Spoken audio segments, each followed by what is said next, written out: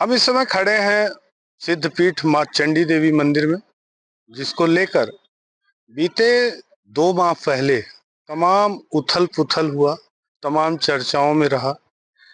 यहाँ के महंत रोहित गिरी जेल गए। जेल जाने के बाद उनके पुत्र को महंत बनाया गया, उनकी पत्नी सामने आई। व्यवस्थाएं कई तरह से बदली, कई तरह से तमाम चीजें आई सामने, तथ्य तमाम खुल के सामने आए।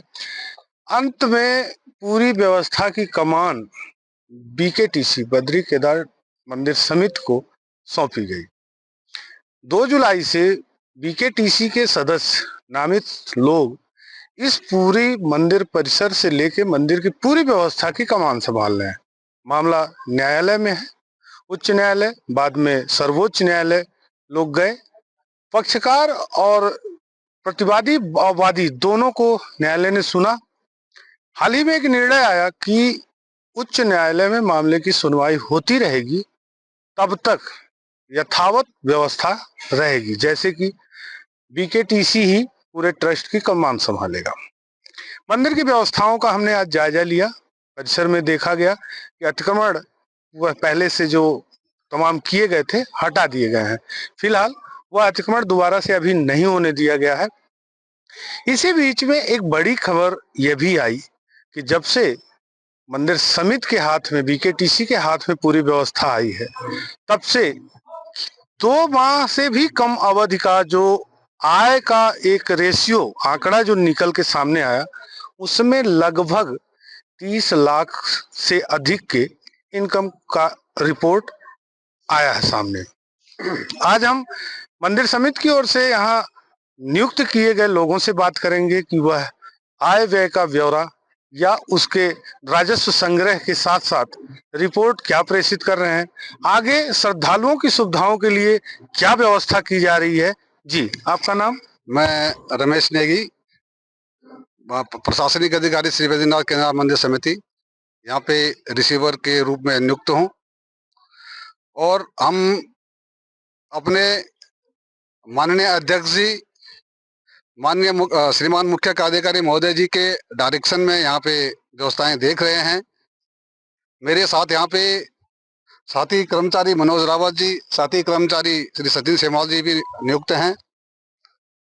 तो जब से हम लोग यहाँ पे आए हैं, हमने मंदिर की व्यवस्थाओं को देखा है।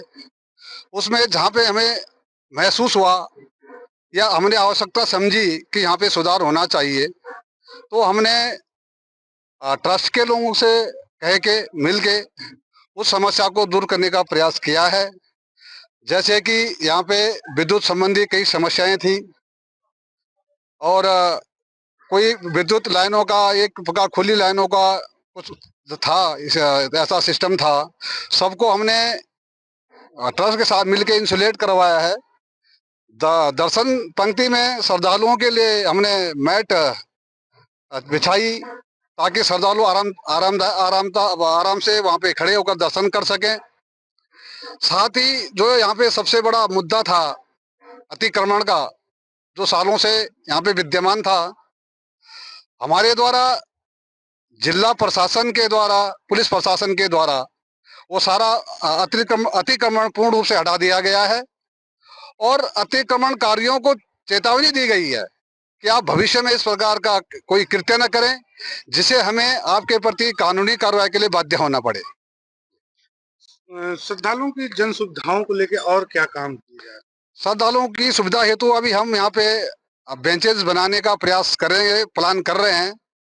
अभी जो हमने यहाँ से अतिक्रमण हटाया है, ट्रॉली वाले गेट से हम दर्शन पंक्ति का एक रेन शेल्टर बनाने का यहाँ पे प्रयास कर रहे हैं या उसको प्लान कर रहे हैं, तो ताकि श्रद्धालु धूप में, बारिश के मौसम में आराम से मंदिर के दर्शन कर सके और उसको सुलभ दर्शन प्राप्त हो सके।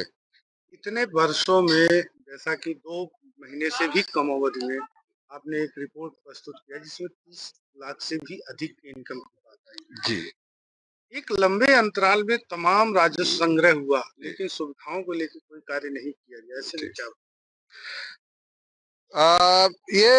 सर पीछे क्या हुआ क्या नहीं हुआ मैं उसमें नहीं जाना चाहूंगा, लेकिन वर्तमान में जो हमें जिस स्थिति में मंदिर मिला है, मंदिर की परिसंपत्तियां मिली हैं, और मैं अपना दायित्व समझता हूं, अपना सबका दायित्व समझता हूं कि हम माँ भगवती के इस पवित्र प्रांगण में अच्छा कार्य कर सके। ऐसी माँ हमें शक्ति दे और भविष्य में यहाँ पे बहुत अच्छे से कार्य हो, इसके लिए हम प्रयास करते रहेंगे। कुल मिला के लगभग 2 दशक से अधिक का समय अगर हम देखें तो इस मंदिर की कमान एक व्यक्ति के हाथ में रही।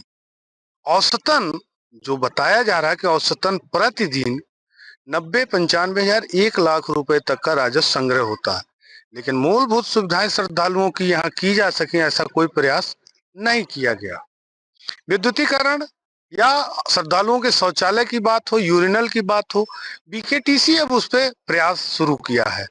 ऐसा माना जा रहा है कि इतनी लंबी इतनी बड़ी रकम से भी अगर इस मंदिर परिसर में या मंदिर को लेकर व्यवस्थाएं नहीं की जा सकी तो एक बड़ा सवाल है। राम नारायण सिंह। कहाँ से है? हैदरगढ़ बाराबंकी। अच्छा, तो यहाँ कितनी बार आ चुके हैं? हम लोग 4-5 बार आ चुके हैं यहाँ पे। पहले से और अब में कुछ अंतर हुआ? पहले से काफी परिवर्तन हुआ है, व्यवस्थाएं बढ़ती रहती हैं और जो श्रद्धा से आते हैं उनके लिए तो अच्छा ही है, चढ़ने में कोई दिक्कत भी नहीं होती पैदल मार्ग आए या ट्रॉली? नहीं, हम तो उससे आए, रोपवे से आए, अब रोपवे से आते हैं। तो रास्ते में कोई असुविधा? नहीं, कोई असुविधा नहीं हम लोगों को, अच्छे से हम लोगों को दर्शन हुए। आपको लगा कि कुछ अतिक्रमण हटा है, थोड़ा खुला खुला सा? हाँ, बहुत अच्छा लगा, पहले से बहुत अच्छा हुआ। अब आपको ये पता है कि ये व्यवस्था किसने करवाई? नहीं, ये जानकारी नहीं है। सुमित पवार। कहाँ से आए? सहारनपुर से। अच्छा, तो चंडी देवी पहली बार आए? पहली बार ही आए। मंदिर की व्यवस्था आपको कैसी लगी? मंदिर की व्यवस्था बहुत अच्छी है, काफी ऊपर चढ़ाई पे चढ़ना पड़ता है माता के दर्शन के लिए। रास्ते में कोई अवरोध या कोई दिक्कत? ना कोई दिक्कत ना, रास्ते में सब सही है, व्यवस्था बहुत अच्छी है। और क्या चाहते हैं कि आवागमन में कोई और सुविधा बढ़ाई जाए, मंदिर परिसर में और सुविधा? नहीं, सब सही है, बस माता की श्रद्धा से जो आता है उसको अपनी वर इच्छा वरदान मिलता है। सवाल यह भी है कि वो जो लंबे अंतराल लंबे दशक में राजस्व संग्रह ट्रस्ट में हुआ उसका सदुपयोग कैसे किया गया। कृष्णकांत मणि त्रिपाठी, अमर उजाला ब्यूरो, हरिद्वार।